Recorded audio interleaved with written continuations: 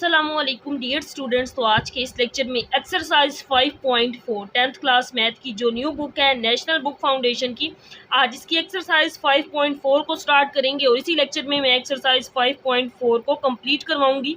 इसके तमाम तर क्वेश्चंस के सारे पार्ट्स को सोल्व करवाऊंगी। ऑनलाइन ट्यूशन सेंटर है जो आप लोग अगर ज्वाइन करना चाहते हैं तो इस दिए गए नंबर पर व्हाट्सएप पर कांटेक्ट करके ज्वाइन कर सकते हैं। तो ये नंबर मैंने यहाँ पे मेंशन कर दिया है। ऑनलाइन क्लासेस के लिए आप इस नंबर पर कांटेक्ट कर सकते हैं। स्टार्ट करते हैं एक्सरसाइज क्वेश्चन नंबर 1 को। तो सबसे पहले जो क्वेश्चन है क्वेश्चन 1, इसकी स्टेटमेंट को देखते हैं। इसमें एक सेट ए गिवन है AEI, बी सेट गिवन है WOU, then check whether the following relations are functions from A to B or not।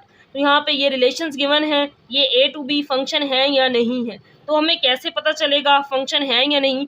तो ये जो रिलेशन आर वार गिवन होगा, सबसे पहले हम इसकी डोमेन चेक करेंगे। इसकी जो डोमेन है वो सेट ए के इक्वल होनी चाहिए। पहली कंडीशन ये है कि डोमेन किसके इक्वल हो, ए के। अब डोमेन क्या होती है, यहाँ पे ये जो रिलेशन R1 गिवन है, ये जो इसके फर्स्ट एलिमेंट हैं ये डोमेन के हैं। ये जो WO फिर U, ये जो सेकंड एलिमेंट्स होते हैं ये रेंज के होते हैं। तो एक कंडीशन ये हो गई। तो उस रिलेशन की जो डोमेन है वो सेट ए बननी चाहिए, AEI बनना चाहिए। दूसरी कंडीशन ये है कि नो फर्स्ट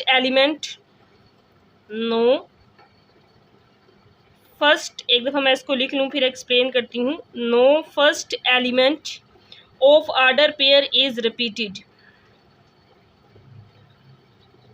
ऑफ ऑर्डर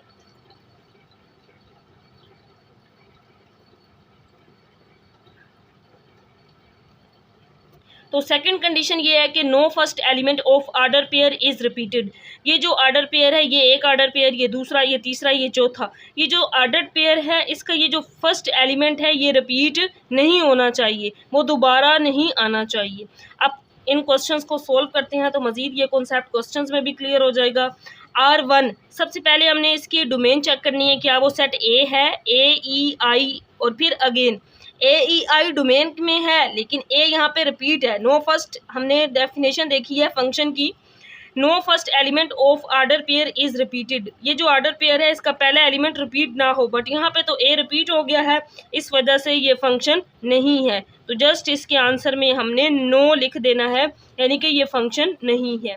इसके बाद इसका सेकंड पार्ट करते हैं। अब इसमें पहले डोमेन देखते हैं, क्या डोमेन के एलिमेंट सेट ए बन रहे हैं, AEI। तो ये सेट ए बन रहा है क्योंकि सेट ए क्या था यहाँ पे, AEI, तो ये इसी के इक्वल आ रहा है। और इसमें फर्स्ट एलिमेंट में ये जो ऑर्डर पेयर है इसका कोई फर्स्ट एलिमेंट रिपीट भी नहीं हो रहा, तो इस वजह से ये फंक्शन है। तो जस्ट हम इसका आंसर यस लिख देंगे। तो बुक में इनके आंसर्स रॉन्ग हैं, जो बुक में एग्जांपल्स हैं उसको देख सकते हैं, या जो कॉन्सेप्ट मैंने बताया है इसी तरीके से आपने इसको सोल्व करना है। बुक वाले आंसर देख के कंफ्यूज नहीं होना। अब इसके बाद R3, यहाँ पे पार्ट 3 जिसमें R3 रिलेशन गिवन है। अब इसकी सबसे पहले डोमेन देखते हैं, क्या सेट ए है, AEAI, तो ए सेट यही था, AEI, तो डोमेन बन चुकी है। और इस ऑर्डर पेयर का एलिमेंट और इन तीनों ऑर्डर पेयर का जो फर्स्ट एलिमेंट है वो डिफरेंट है, रिपीट नहीं हो रहा, तो इस वजह से ये फंक्शन है। तो यहाँ पे हम जस्ट यस लिख देंगे। इसके बाद R4 में देखते हैं कि ये जो डोमेन है क्या ये सेट ए के इक्वल है, AE, इसमें A और E, तो डोमेन ही ए के इक्वल नहीं है और इसमें रिपीटेड एलिमेंट भी है फर्स्ट ऑर्डर पेयर में, तो इस वजह से ये फंक्शन नहीं है। तो इसके आंसर में सिंपल जस्ट नो लिख देंगे। इसके बाद R5 देखते हैं।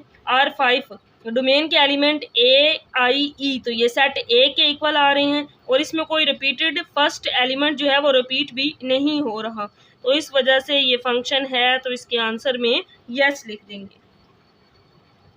तो ये था क्वेश्चन नंबर 1, इसके 5 पार्ट से जो कंप्लीट हो गए हैं। नेक्स्ट हम क्वेश्चन नंबर 2 स्टार्ट करते हैं। तो इसके बाद क्वेश्चन नंबर 2 में 2 सेट्स दिए गए हैं, A और B। अब इसके ABCDE तक टोटल पार्ट्स हैं, तो 1 बाय 1 तमाम पार्ट्स को करेंगे। इसमें अब इनटू फंक्शन, ऑनटू फंक्शंस की टाइप्स हैं, इनके साथ साथ डेफिनेशंस देखेंगे और इन पार्ट्स का आंसर वैसे तो यस और नो में जस्ट बताना है। Can you find an into function from A to B, क्या आप A to B into function define कर सकते हैं, यस और नो। तो पहले हम ये देखते हैं कि इनटू फंक्शन क्या होता है, तो साथ साथ हम इसमें डेफिनेशंस को भी कवर करते जाएंगे। अब यहाँ पे एक सेट ए और सेट बी है, ये पूछा गया है कि क्या ए से बी इनटू फंक्शन डिफाइन किया जा सकता है। तो सबसे पहले हम देखते हैं कि इनटू फंक्शन क्या है। तो इनटू फंक्शन क्या होता है, इसकी डेफिनेशन मैंने यहाँ पे लिखी है। If at least one element in set B is not a image of set A, यानी कि सेट बी में एक एलिमेंट ऐसा हो जिसका ए में इमेज ना मौजूद हो, यानी कि इसका इमेज अगर हम देखें 3 बनेगा, 2 का 6, 3 का 9, तो बी में एक एलिमेंट ऐसा है जिसका इमेज सेट ए में नहीं है, तो फिर ये इनटू फंक्शन होगा। तो इसका आंसर क्या होगा, yes. Yes we find an into function from A to B, तो इसका आंसर जस्ट यस होगा। इनटू फंक्शन हमें यहाँ से पता चल गया है। इनटू फंक्शन का मतलब क्या है कि सेट बी में एक एलिमेंट ऐसा हो जिसका इमेज सेट ए में मौजूद ना हो। इसके बाद इसका बी पार्ट है, can you find an onto function from A to B, क्या हम A to B onto function को डिफाइन कर सकते हैं। तो ऑन टू फंक्शन क्या होता है, इसकी डेफिनेशन मैंने यहाँ पे शॉर्ट फॉर्म में लिख ली है। If every element of set B has image in set A, अगर बी के हर एलिमेंट का इमेज सेट ए में मौजूद हो, तो अगर हम यहाँ पे देखें तो ए के जो एलिमेंट है वो 3, 6, 9 है। 1 का इमेज 3 के साथ बन जाएगा, 2 का 6 के साथ, 3 का 9 के साथ, बट बी में 4 का इमेज ए के अंदर मौजूद नहीं है, तो फिर ये ऑन टू फंक्शन भी नहीं है, क्योंकि डेफिनेशन क्या है, every element of set B has image in set A, B के हर एलिमेंट का सेट ए में इमेज मौजूद होना चाहिए, लेकिन बी में एक एलिमेंट ऐसा है जिसका इमेज ए में मौजूद नहीं है, तो फिर ये ऑन टू फंक्शन भी नहीं है, तो इसका आंसर नो होगा। इसके बाद part number C, can you find an one one function from A to B, क्या A to B one one function define कर सकते हैं या नहीं। तो वन वन फंक्शन की डेफिनेशन को मैंने यहाँ पे लिख लिया है। वन वन फंक्शन क्या होता है, if every element of set A has image in set B, A का हर एलिमेंट सेट बी के साथ इमेज बनाता हो। तो सेट ए क्या था, 3, 6, 9, सेट बी क्या है, 1, 2, 3, 4, तो ए के हर एलिमेंट का इमेज मौजूद है सेट बी के एलिमेंट में, क्योंकि ए के ये एलिमेंट हैं जो बी के तमाम एलिमेंट के साथ इमेज बना रहे हैं, ए में कोई भी एलिमेंट बाकी नहीं बच रहा, हर एलिमेंट का इमेज सेट बी में मौजूद है, तो इस वजह से ये वन वन फंक्शन है, तो हम क्या देंगे, यस। इसका आंसर क्या है, यस, यानी कि इस तरह से बन जाएगा 3, 1, 6, 2, 9, 3, यानी कि हर एलिमेंट के ए के हर एलिमेंट का इमेज मौजूद होना ज़रूरी है, तो इस वजह से ये वन वन फंक्शन है, तो इसका आंसर यस होगा। इसके बाद पार्ट नंबर डी है, can you find an injective function from A to B, क्या ए टू बी हम इंजेक्टिव फंक्शन डिफाइन कर सकते हैं। अब यहाँ पे आपने याद रखना है कि इंजेक्टिव फंक्शन क्या होता है, ऐसा फंक्शन जो 1, 1 भी हो और इन टू भी हो, 1, 1 प्लस इन टू, तो ये दोनों फंक्शंस तो हम पहले डिफाइन कर चुके हैं। ऐसा फंक्शन जो 1, 1 भी हो और इन टू भी हो, तो यहाँ से हम चेक करते हैं, तो ये फंक्शन इन टू था, यस इन टू है। 1, 1 चेक करते हैं, 1, 1, तो ये फंक्शन 1, 1 भी है, इन टू भी है, पहले हम डिफाइन कर चुके हैं, फंक्शन इन टू भी है और 1, 1, दोनों का आंसर यस है, तो इट मीन्स ये फिर इंजेक्टिव भी है, तो इसका आंसर यस होगा। इसके बाद क्वेश्चन 2 का लास्ट पार्ट है, part number E, can you find an bijective function from A to B और नॉट, क्या हम ए से बी बाइजेक्टिव फंक्शन डिफाइन कर सकते हैं। तो बाइजेक्टिव फंक्शन होता है 1, 1 प्लस ऑन टू, तो 1, 1 और ऑन टू हो तो फिर बाइजेक्टिव होगा। तो यहाँ पे हम 1, 1 और ऑन टू की कंडीशन चेक करते हैं, तो यहाँ पे हमने ये ऑन टू डिफाइन किया हुआ है, तो ये फंक्शन ऑन टू नहीं था, इसका आंसर नो आया था, बट 1, 1 था, तो एक भी नो हो जाए तो आंसर नो ही होता है, दोनों यस होते तो यानी कि ऑन टू भी होता, 1, 1 भी होता, तो फिर ये बाइजेक्टिव भी होता, क्योंकि अब ये ऑन टू नहीं है, तो इस वजह से ये 1, 1 और ऑन टू की कंडीशन सेटिस्फाई नहीं हो रही। ऑन टू तो है बट 1, 1 नहीं है, तो इस वजह से फिर ये बाइजेक्टिव भी नहीं होगा, तो इसका आंसर नो आ जाएगा। क्वेश्चन नंबर 2 कंप्लीट हो गया है। नेक्स्ट हम करते हैं क्वेश्चन नंबर 3। इसके बाद क्वेश्चन नंबर 3, इसमें ए सेट गिवन है 3, 6, 9, बी सेट 1, 2, 3। अब इसमें ये कहा गया है check whether the following relations are functions, ये रिलेशंस जो गिवन है R1, R2, R3, हमने चेक करना है क्या ये फंक्शंस हैं या नहीं। Discuss their types if they are function, अगर ये फंक्शन है तो फिर फंक्शन की कौन सी टाइप है, उस टाइप का नाम भी बताना है। तो हम पहले R1 को चेक करते हैं क्या ये फंक्शन है, तो वो हमें पता है क्वेश्चन 1 में हम कर चुके हैं। फंक्शन कब होता है, अगर डोमेन सेट ए बने और इस फर्स्ट एलिमेंट, ये जो ऑर्डर्ड पेयर 3 गिवन है, फर्स्ट एलिमेंट रिपीट ना हो। तो पहले तो हम डोमेन देखते हैं क्या डोमेन सेट ए के इक्वल है 3, 6 और 6, तो यहाँ पे तो 9 है, डोमेन इक्वल नहीं है। दूसरा ये रिपीटेड, यहाँ पे 6 रिपीट हो रहा है, 6 ये तो रिपीट नहीं हो रहा बट 6 रिपीट हो रहा है। फर्स्ट एलिमेंट में ऑर्डर्ड पेयर भी रिपीट हो रहा है और डोमेन एक इक्वल भी नहीं है, तो फिर ये फंक्शन भी नहीं है। तो इसका आंसर हम लिख देंगे नॉट अ फंक्शन, कि ये फंक्शन नहीं है। अगर ये फंक्शन नहीं है तो यानी कि फंक्शन की कोई टाइप भी नहीं डिफाइन कर सकते, फंक्शन होता तो ही हमें पता चलता कि ये फंक्शन की कौन सी टाइप है। इसके बाद हम पार्ट 2 पे आ जाते हैं, R2 पे। अब इसमें 9 1 6 2 3 2। सबसे पहले डोमेन देखते हैं, क्या सेट ए के इक्वल है, सेट ए 3 6 9 है, तो 3 6 और 9 इसकी डोमेन आ रही है। और डोमेन में ये जो पहले एलिमेंट है कोई भी रिपीटेड एलिमेंट नहीं है, तो ये फंक्शन है। तो हम इसका आंसर लिख लेते हैं पहला, इट्स अ फंक्शन। फिर हम चेक करेंगे कि ये कौन सा फंक्शन है, ये फंक्शन है। अब ये कौन सा फंक्शन है, फंक्शन की पहली टाइप होती है, हम चेक करते हैं इनटू फंक्शन। तो इनटू फंक्शन क्या होता है कि एटलीस्ट बी में एक ऐसा एलिमेंट हो जिसका ए में इमेज ना हो। तो बी सेट क्या है, यहाँ पे 1 2 3 था, बी सेट क्या है 1 2 3। तो अगर हम यहाँ पे देखें तो 1 का इमेज बनना चाहिए 3 के साथ, जो कि ये बन रहा है, 2 का 6 के साथ, जो कि ये बन रहा है, फिर यहाँ पे 6 और 3 बन रहा है। तो इसके अंदर ये जो एलिमेंट 3 है इसका इमेज नहीं बना हुआ, इस सेट को, सॉरी हम देख रहे हैं इस सेट को।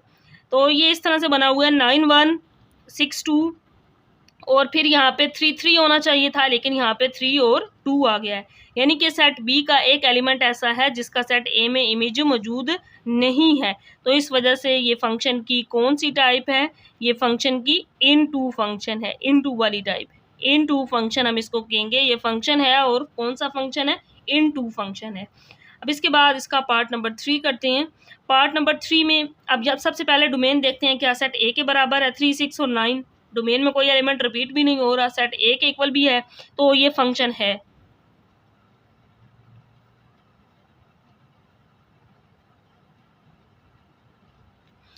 तो इसके आंसर में जस्ट हम लिख देंगे इट्स अ फंक्शन।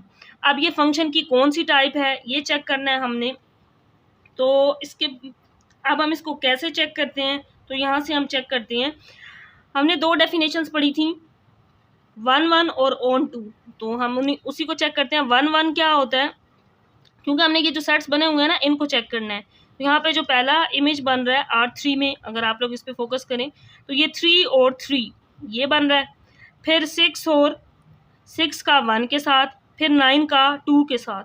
तो ये कंडीशन 1 1 फंक्शन को, every element of set B has image in set A, B के हर एलिमेंट का सेट ए में मौजूद है और सेट ए के हर एलिमेंट का इमेज सेट बी में मौजूद है। यानी कि बी का हर एलिमेंट ए के साथ पेयर बना रहा है, ए का हर एलिमेंट बी के साथ पेयर बना रहा है। तो इस तरह से ये गिवन था। तो ये 1 1 और ऑन टू दोनों है, तो हम यहाँ पे लिख लेते हैं इसको, ये 1 1 है और प्लस ऑन टू है। और ये कंडीशन हम पहले पढ़ चुके हैं कि अगर 1 1 और ऑन टू हो तो ऐसा फंक्शन बाइजेक्टिव होता है। इसको क्या कहते हैं, बाइजेक्टिव फंक्शन। तो इसकी जगह पे जस्ट बाइजेक्टिव भी लिख सकते हैं या 1 1 प्लस ऑन टू भी लिख सकते हैं। इसके बाद लास्ट क्वेश्चन है एक्सरसाइज 5.4 का क्वेश्चन नंबर 4। इसमें 2 सेट्स ए और बी गिवन है। ये कहा गया है राइट एनी, यहाँ पे था write any 2 bijective functions from A to B. A to B 2 bijective functions लिखने हैं, सेट ए और बी गिवन है। तो बाइजेक्टिव फंक्शन 1 1 और ऑन टू होता है। 1 1 का क्या मतलब है कि ए के हर एलिमेंट का इमेज बी में मौजूद हो, ऑन टू का क्या मतलब है बी के हर एलिमेंट का इमेज ए में मौजूद हो। तो अब हमने इसके 2 बाइजेक्टिव फंक्शंस लिखने हैं। तो पहले को नाम दे देते हैं एफ का, तो इसको हम लिख लेंगे 3 को इन सबके साथ, 3 को 1 के साथ, 6 को 2 के साथ, फिर 9 को 3 के साथ। तो यानी कि ए के हर एलिमेंट का इमेज बी में मौजूद हो। तो यहाँ पे हम इसको लिख सकते हैं 3 और 1, फिर 6 और 2, फिर 9 और 3। तो ये एक इसका रिलेशन बन जाएगा। दूसरा उसको जी से डिनोट कर सकते हैं, और उसको हम अब इसके ऑपोजिट इस तरीके से लिख लेंगे 3 3। अब इस साइड से स्टार्ट कर देंगे, बैक साइड से 3 3, फिर 6 2, फिर 9 और 1। तो ए के हर एलिमेंट का इमेज बी में, बी के हर एलिमेंट का इमेज ए में मौजूद है। तो बाइजेक्टिव रिलेशन यही होता है 1 1 प्लस ऑन टू। तो ये इसके 2 रिलेशंस बन जाएंगे। इसके साथ ही एक्सरसाइज 5.4 कंप्लीट हो गई है और चैप्टर 5 भी कंप्लीट हो चुका है। और इससे प्रीवियस चैप्टर 1 to 5 तक हम इस न्यू बुक के कर चुके हैं। नेक्स्ट इंशाल्लाह हम चैप्टर नंबर 6 को स्टार्ट करेंगे।